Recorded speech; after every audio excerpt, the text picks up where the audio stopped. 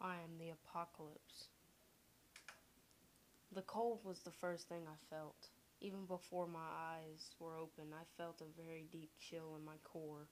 A thousand spindles of ice sewn between my tissues. I blinked, my eyelids slowly bringing and stealing back the darkness, and with it the desire to keep them closed forever. I was laying face down on the floor, the tiles speckled with brown blood. I moved my arms to push myself up, but my muscles were stiff, almost too stiff to bend without breaking. I feebly pushed myself up, forcing weight upon my deadened legs. I began to wonder why I felt the way I did. I wasn't sure how long I had been laying there. There was the most peculiar feeling in my stomach, of sort of dissolution. Perhaps I ingested something that knocked me out? Wait, where was I? I looked around the room I was in. It was a kitchen, mostly everything in order except for the few traces of a hurried exit.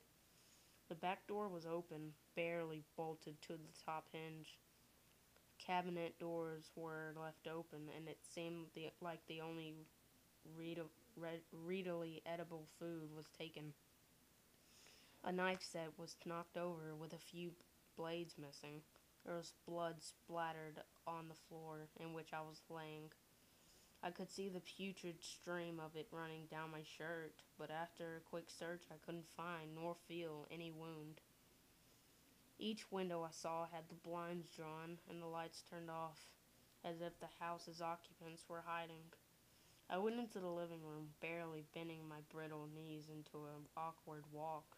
It was dark, but I could see the outlines of furniture well enough. There was nothing out the ordinary except that the front door had been barricaded with a desk. There was a bedroom towards my right, the door closed, and then a hallway near the front door. The entire house was dark and empty, except for me. Where was I? Whose house was this? And then I realized I didn't know who I was. I thought and thought and thought upon it, trying to bring up some memory of a name, a friend, an activity. My face. I didn't even have a vague image of my own face, and the feeling of facelessness was eerily disconcerting, trying to access my convoluted memory banks. I realized I couldn't remember anything other than the cold of waking up on the kitchen floor. I slowly became more and more sure that I had been poisoned or perhaps an allergic reaction.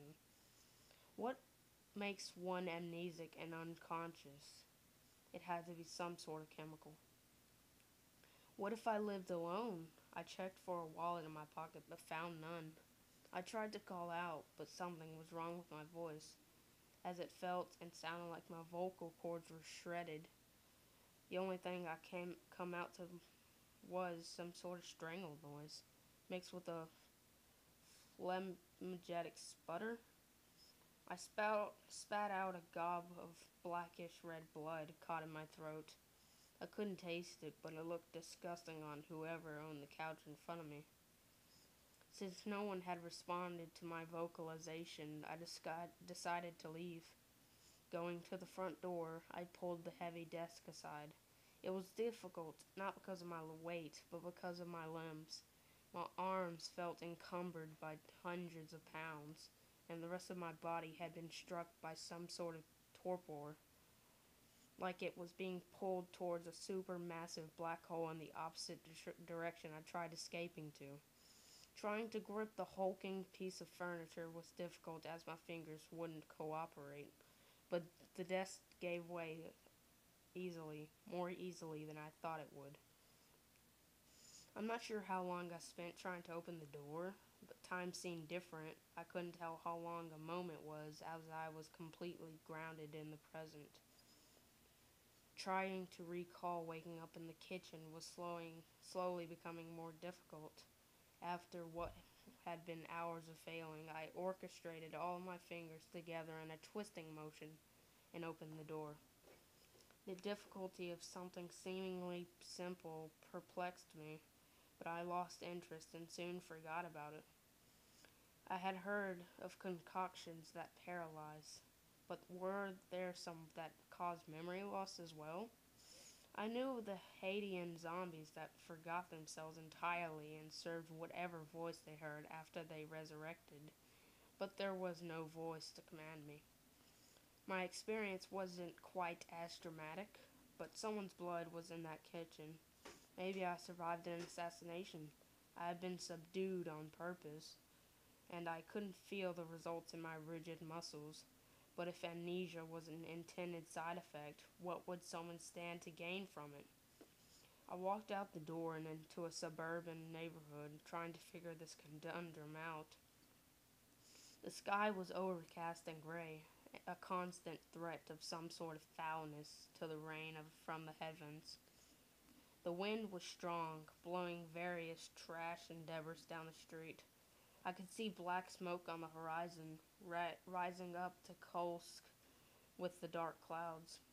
Step by step, I moved the desiccated feeling body I was in down the driveway. I didn't see a single person, just the signs of exodus. Front doors were broken down or left open. Windows smashed, burnouts from tires throughout the street, and the strange feeling of not being alone. I could sense someone was around. I could hear their heartbeat. I could feel their warmth. I needed to find them. I needed to know what was going on. Someone would help me, I was sure. A too thick saliva began to form in my mouth, a very foreign saliva. I spit a purple slime tinged with red hitting the ground, along with something white. The purging of a toxin? So I began to walk. I made a horrible progress, walking down the street on a pair of dead legs. I didn't mind it, though. I was lost in some sort of mindlessness, not uncontent to just by wandering. The whole time, the possibility of other people probed my brain, insisting I find them.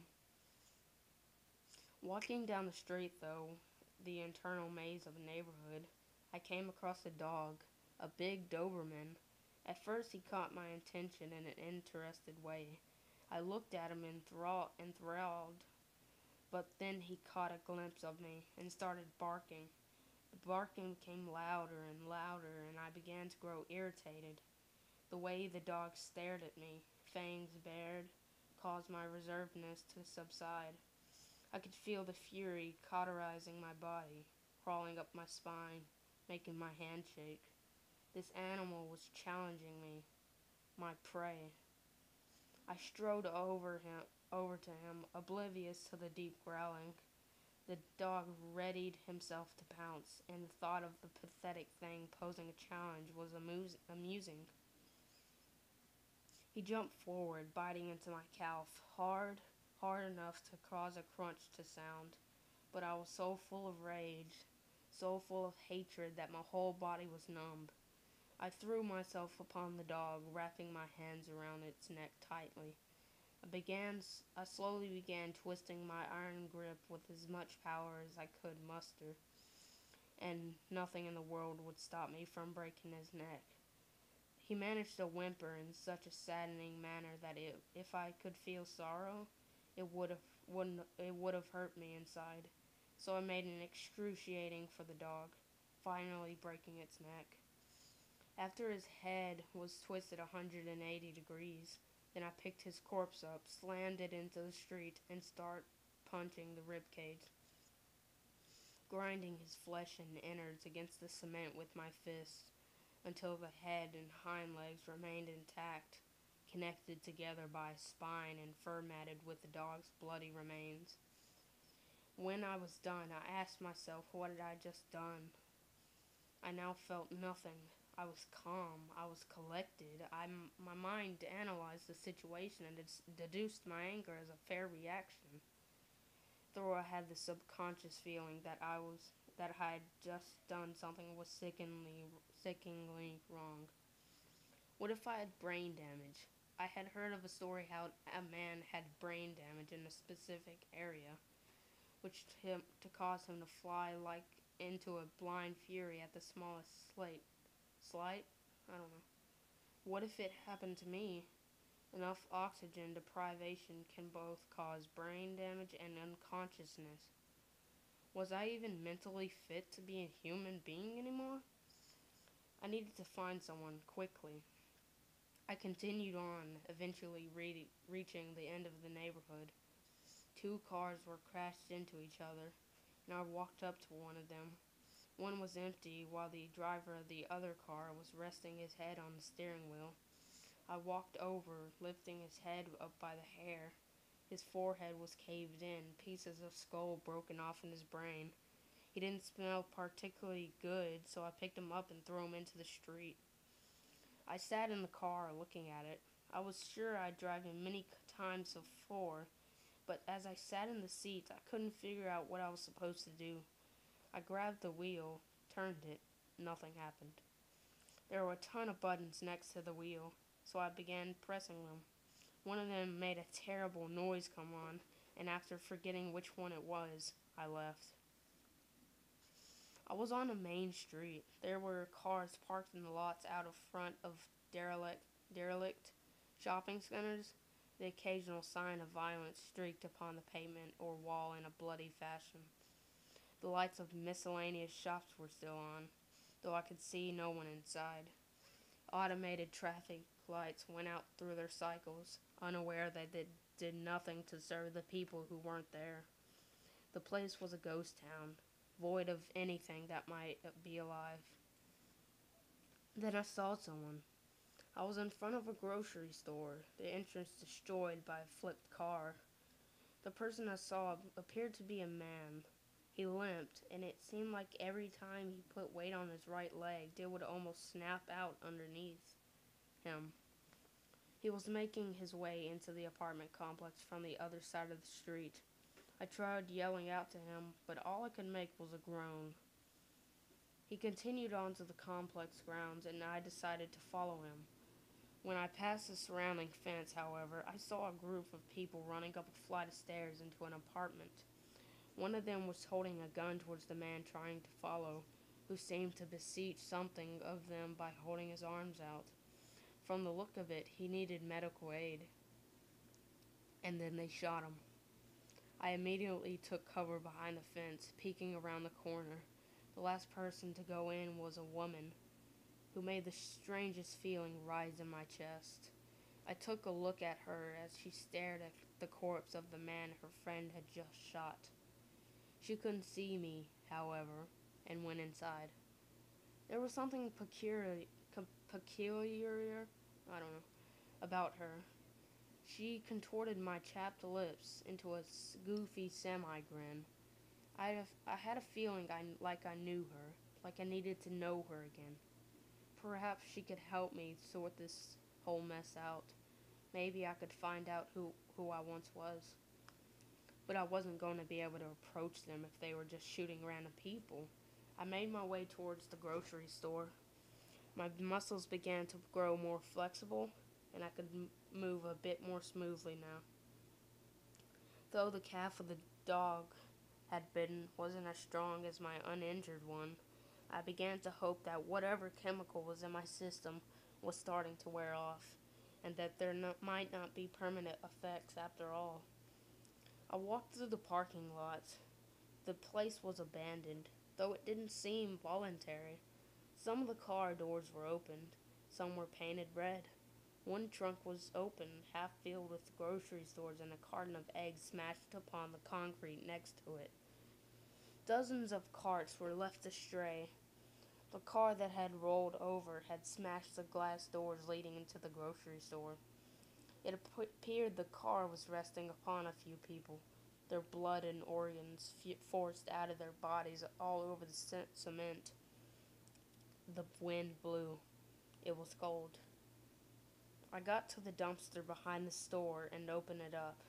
I grabbed a piece of cardboard, and underneath was a small child, face gnawed until it was unrecognizable. I could see the bone of the nose through the cartilage was gone.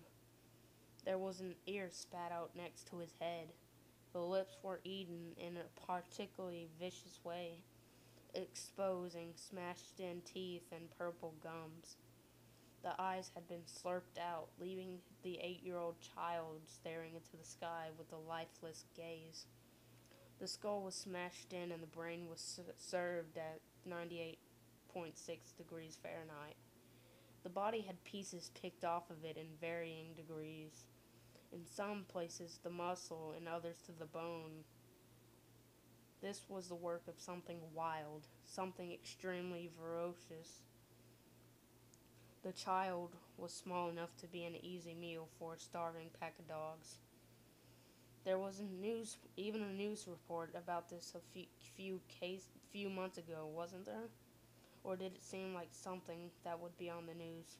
Regardless, I reached my hand into the empty stomach, digging up the past remains in search of wet blood. After getting some, I wrote, "I'm not an enemy, don't attack," on the cardboard. The body gave off a foul stench, and it wasn't the sight so much as the scent that deterred me. It wasn't decomposition, but there was something definitely wrong with the corpse. So I left, utterly forgetting the small child. I arrived back at the opening of the apartment complex. The door the group had entered was shut tight. I waited, not sure how long it was, but completely content with passing the time doing nothing. Then I thought it would be better to see them coming before they could see me. So I took my sign and went to the cemetery across the street from the apartments, where I would be able to properly observe them. Night came. Everything was quiet. Not a single car had passed. No one walked along the sidewalk. There wasn't a single person out picking up fast food, visiting the grocery store, or renting a movie. Orange glows on the horizon kept me company. Anything that a human being might once do was never to be done again. I lay there, silently watching. Alone in a yard full of corpses, I had the same sensation I had in the neighborhood I woke up in, that there were people around. I knew I could feel the ones in that apartment, so I waited for them. The only uncomfortable part was the cold. I couldn't get warm at all. I wish my body would metabolize whatever was in me. I just wanted to feel alright again. I was slowly beginning to forget what exactly I needed to metabolize for my body. Was it something bad? It couldn't be, as I felt perfectly fine. I had the vague feeling that I should wait for the people who went into this house, that maybe the woman I saw could tell me what I needed out of my system. I spent the night next to the grave of Chris Redfield. Then day came. It seemed slow, but I couldn't be sure. My mind was only conjuring up blanks when I tried to access the few hours' last images. The clouds stayed like a dark harbinger, hiding whatever might be bright. Whatever was left that could be warm, if there was anything that could make me warm again. Finally, I saw them come out, a few, including the woman. I made as much haste as I could, holding up my sign until I caught one of their eyes. It was a man, thin, gaunt, bones quite prominent, like an undead skeleton. He had a handgun, and as soon as I came into his vision, he pulled it up, aiming at me, yelling out a warning. The other two looked at me, and the woman I had seen gasped. I got a better look at her. She was beautiful, even angelic. Blonde hair of a very light color. Green eyes, the color I would imagine Mother Nature herself might have. I can see an aura around her of a bright white. I saw it shoot towards me, and I was instantly soothed. My leg felt alright, my spirit was healed, my being rejuvenated. I loved her. I'm sure I loved her even more back before, when I knew who I was. She looked at me, mouth agape, expression stunned. The skeleton covered in flesh took a step forward, but she stood in front of him. I held my sign out, and she read it. I could see a tear run down her face. They muttered a conversation to each other, but the man let me continue on. "No, how could you trust him?" the man yelled as the woman I loved started walking towards me. "We're going back, right now, with or without you." And the other two started running back up the stairs. They meant nothing to me, however, so I didn't care. I dropped the sign. This woman, a complete stranger to me, yet so familiar. I felt that if I lost her now, I would lose my entire life. She came closer and stopped. "Is that you?" she whispered. "Shush," I managed to articulate with difficulty, for this woman I could remember nothing about. This woman that I loved. I would do anything. She walked up to me. I extended my arms to embrace her, and when she fell into them, I ripped her throat out, the flesh in my mouth 1 second and swallowed in the next. She started choking on blood, trying to scream and falling to the concrete. She was mute, the same way I was. I got down to my knees, making a fist and smashing through her ribcage to get the best tasting organs. I broke the skin, broke bones, gripped her heart, ripped it out, and started savoring it. I had no idea why I was doing any of this, as I now a mere victim of my instincts. This drive took over my hands and jaws, the inherent rage encoded within my existence. I now knew the purpose of my existence. The only thing I loved right now was the way her flesh tasted. The first thing I had been able to taste in so long. It had the perfect texture, the right amount of chewiness, and the blood was a perfect complement. I felt an elation. I felt an amazingly high I'd never known as I consumed her carcass. I felt a tooth get stuck in a particularly calloused piece of hand, but swallowed it anyway. I would regret this later, if I could still regret. If I could still regret. I might regret that after I had my fill, this woman would get up, only to suffer the same bewilderment as estrangement from reality as I had. I might regret that I was purposely gonna let her reanimate, so she could infect others. I might regret the deaths of the others she would eat.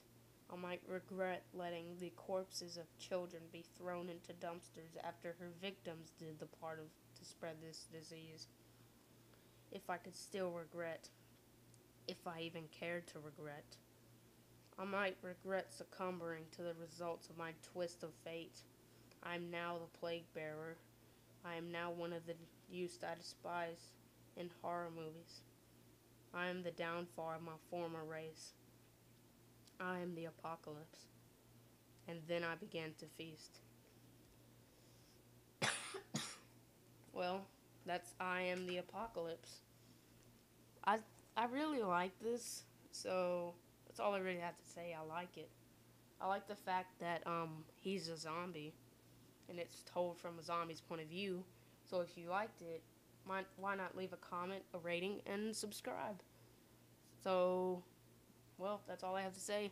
And leave a suggestion if you want of what you want me to do. So, bye.